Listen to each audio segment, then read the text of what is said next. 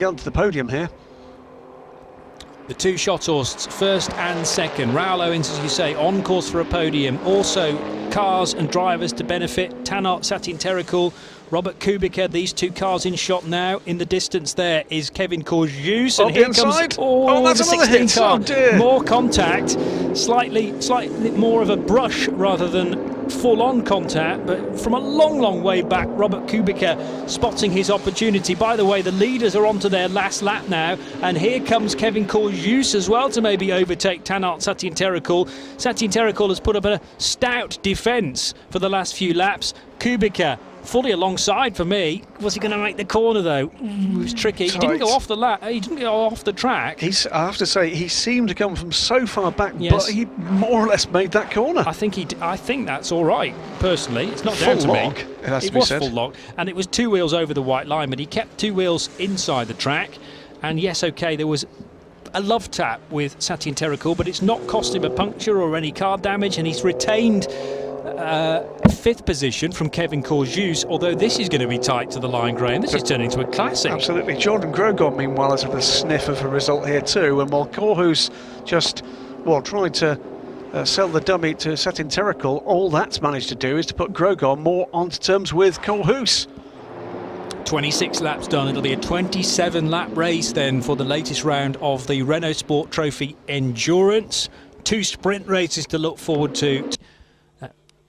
Leader went across the line. In the end, though, wasn't the winner, of course, because these guys won the race, Fred Blomstedt and Raoul Owens. And good to see there's a handshake between Peter and Jeroen Schothorst, despite the surprise. And here's the national anthem for the winning team.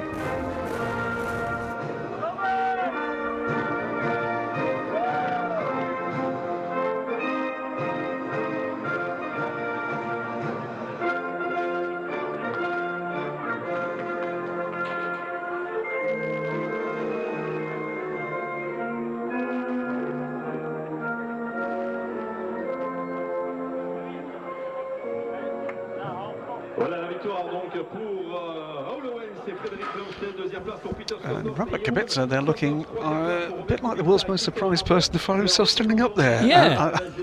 With just a few minutes to go before the end of the race, I think I'd have said the same. But extraordinary end to that race. And that can only be, either we missed one or one that was called very late for something like track limits.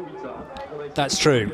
Yes, although we've said that the Peter Schothorst, Jeroen Schothorst car avoided any contact, and there's much celebration there for Christophe Amon, together with his co-driver Robert Kubica. But yes, I kind of discounted any contact for the number 21 car, but what we hadn't necessarily put into that was the track limits issue. And I know that certain cars were pushing that hard at turn 19, the exit of the chicane, and also sometimes the exit of Blanchimont as well. So that might not be a bad bet, that, for Peter Schothorst. And I would assume it's come from his stint rather than Jeroen, because I don't remember a message coming on the screen when his uncle was at the wheel. But Fred Blomstedt, a big grin on his face.